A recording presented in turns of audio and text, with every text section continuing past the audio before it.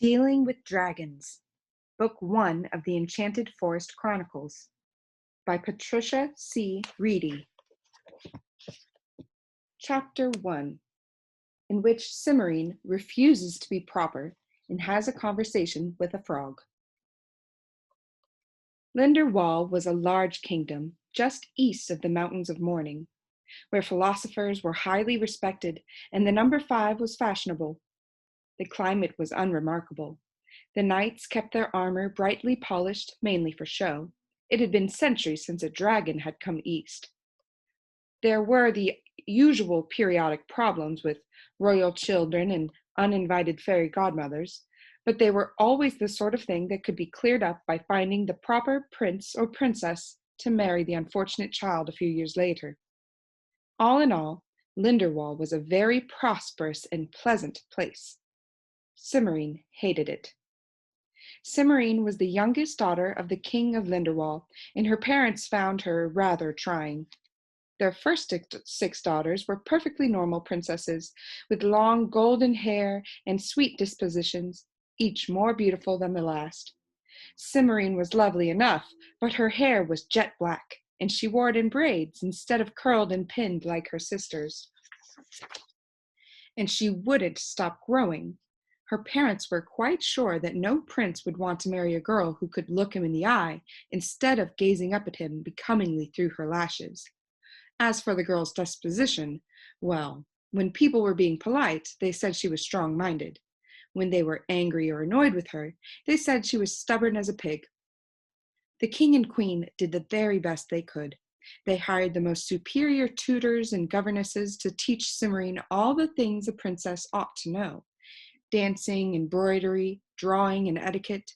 There was a great deal of etiquette, from the proper way to curtsy before a visiting prince to how loudly it was permissible to scream when being carried off by a giant. Linderwall still had an occasional problem with giants. Cimorene found it all very dull, but she pressed her lips together and learned it anyway. When she couldn't stand it any longer, she would go down to the castle armory and bully the armmaster into giving her a fencing lesson. As she got older, she found her regular lessons more and more boring. Consequently, the fencing lessons became more and more frequent. When she was 12, her father found out.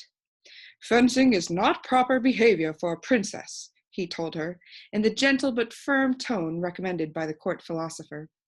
Cimorene tilted her head to one side. "Why not?"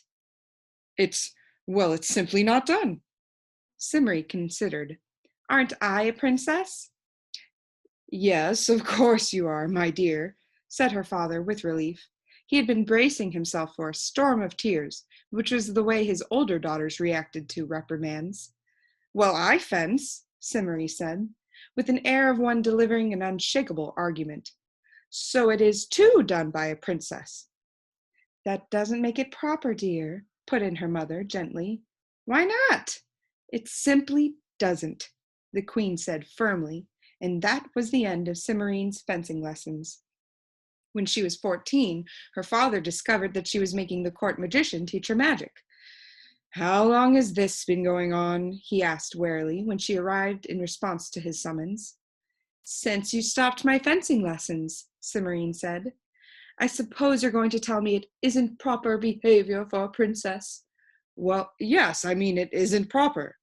"Nothing interesting seems to be proper," Cimorene said.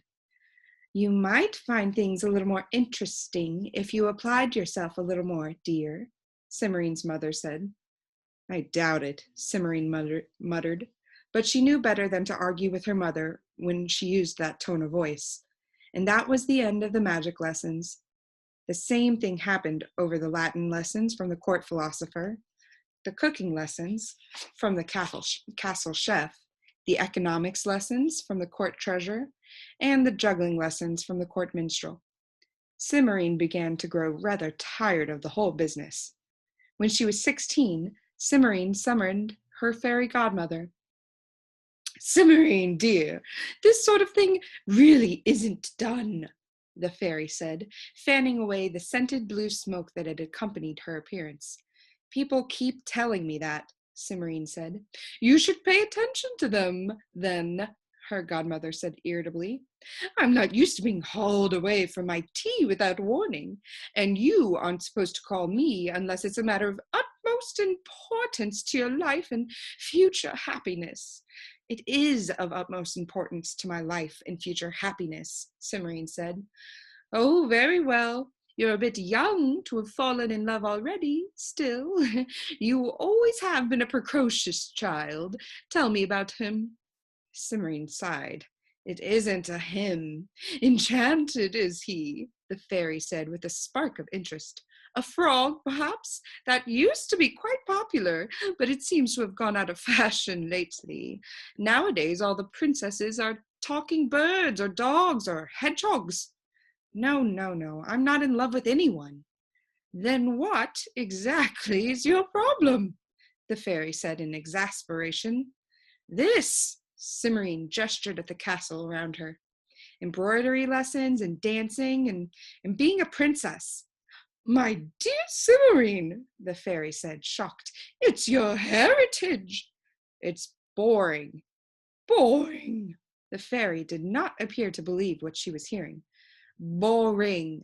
I want to do things, not sit around all day and listen to the court minstrel make up songs about how brave daddy is and how lovely his wife and daughters are. Nonsense, my dear. This is just a stage you're going through. You'll outgrow it soon enough, and you'll be very glad you didn't do anything rash. Cimorene looked at her godmother suspiciously. You've been talking to my parents, haven't you? Well, they do try to keep me up to date on what my godchildren are doing. I thought so, said Cimorene, and bade her fairy godmother a polite goodbye. A few weeks later, Cimorene's parents took her to a tourney in Salem by the Mountains, the next kingdom over. Cimorene was quite sure that they were only taking her because her fairy godmother had told her that something had better be done about her, and soon. She kept this opinion to herself. Anything was better than endless rounds of dancing and embroidery lessons at home.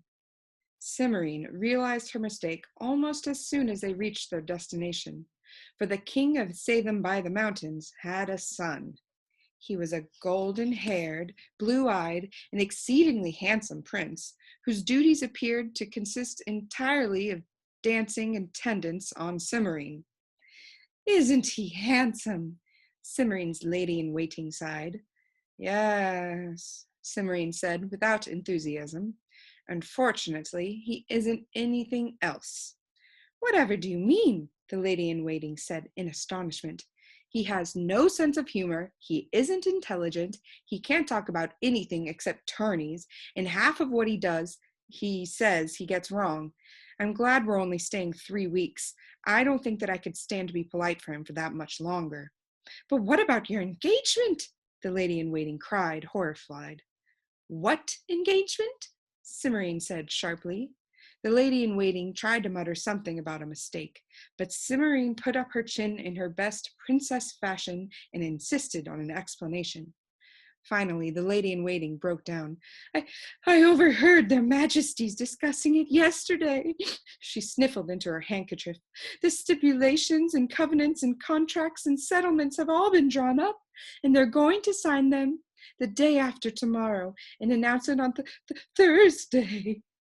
I see, said Cimorene. Thank you for telling me. You may go.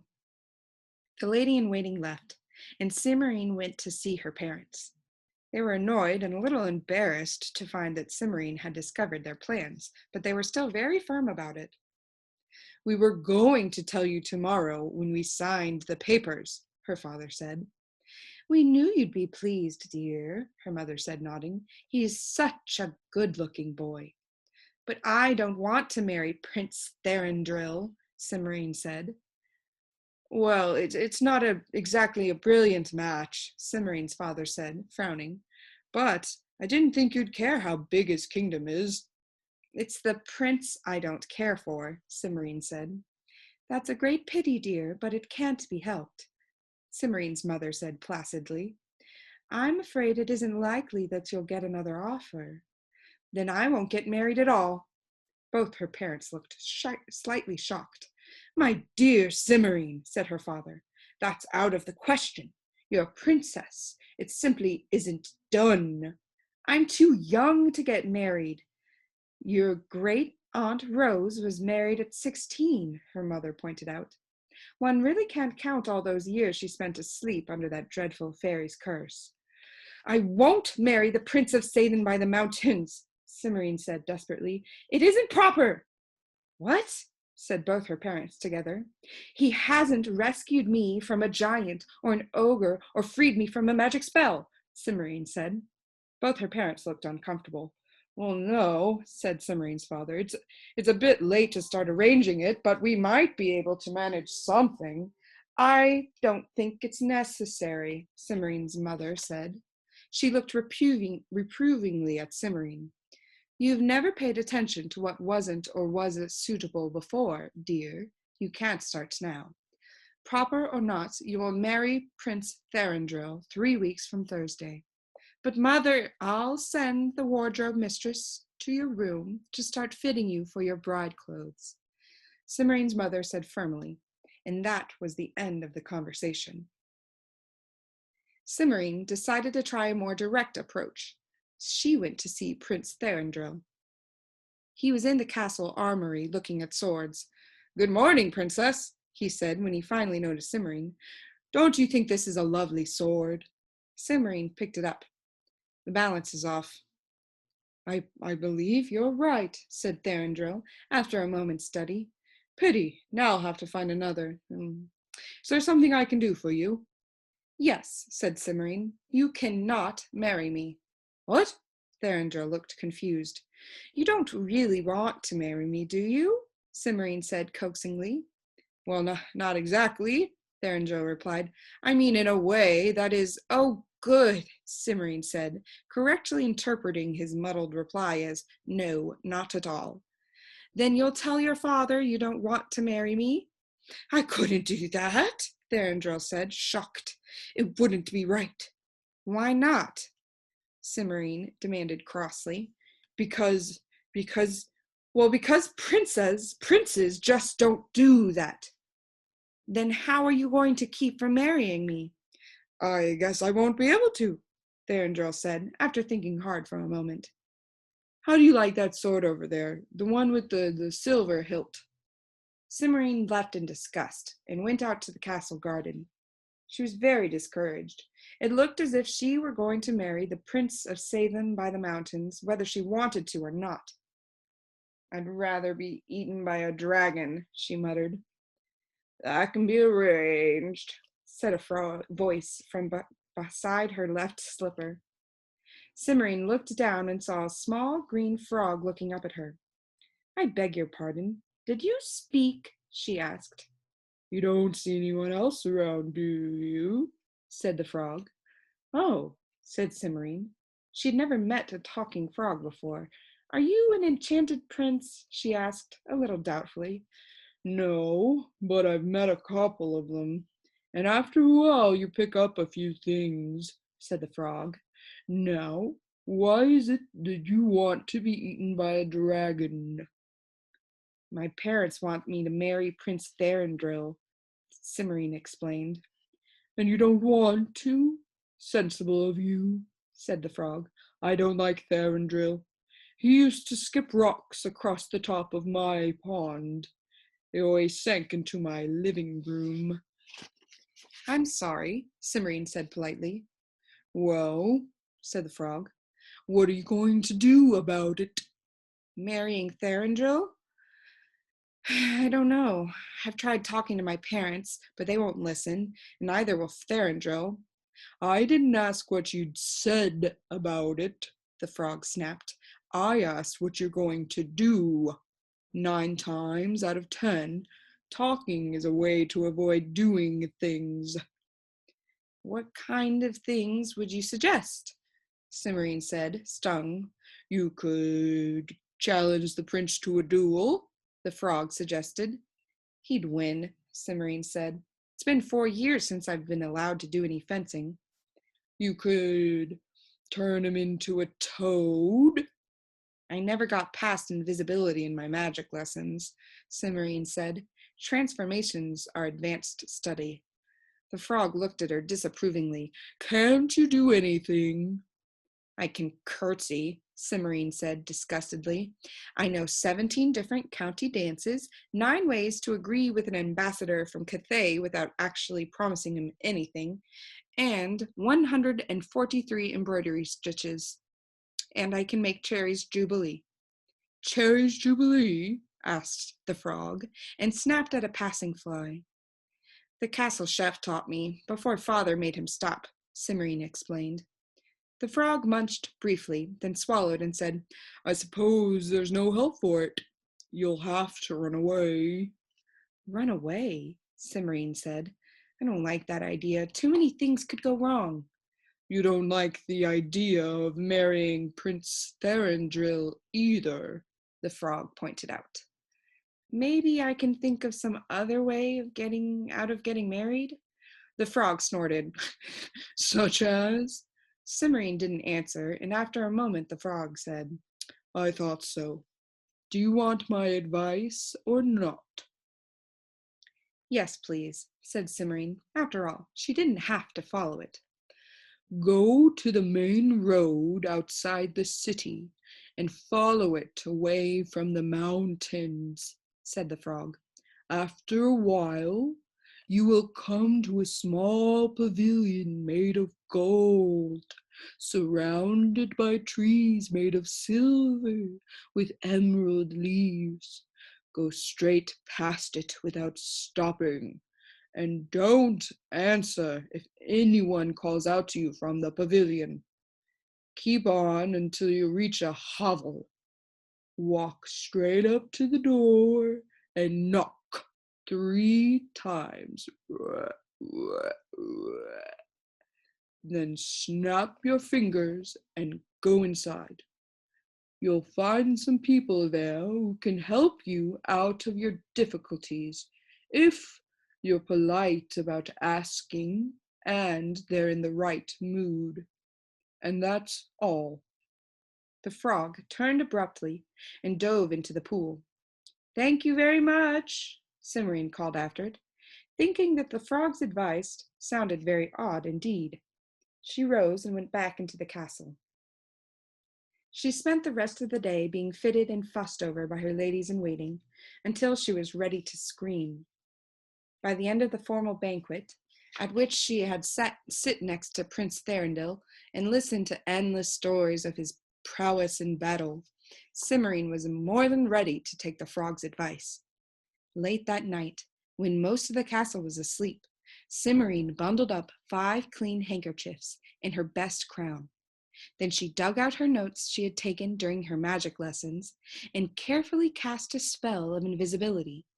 It seemed to work, but she was still very watchful as she sneaked out of the castle. After all, it had been a long time since she'd practiced. By morning, Cimorene was well outside the city and visible again, walking down the main road that led away from the mountains. It was a hot and dusty day, and she began to wish she had brought a bottle of water instead of the handkerchiefs. Just before noon, she spied a small grove of trees next to the road ahead of her. It looked like a cool, pleasant place to rest for a few minutes, and she hurried forward.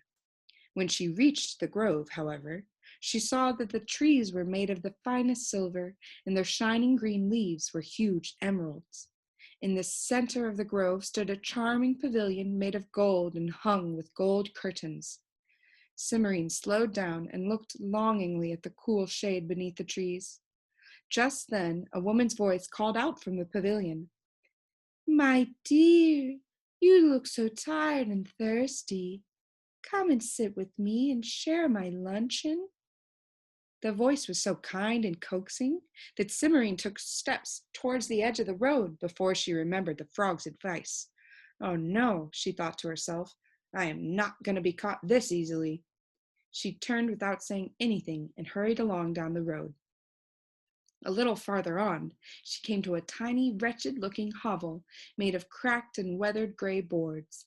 The door hung slantwise on a broken hinge, and the whole building looked as though it were going to topple over at any moment.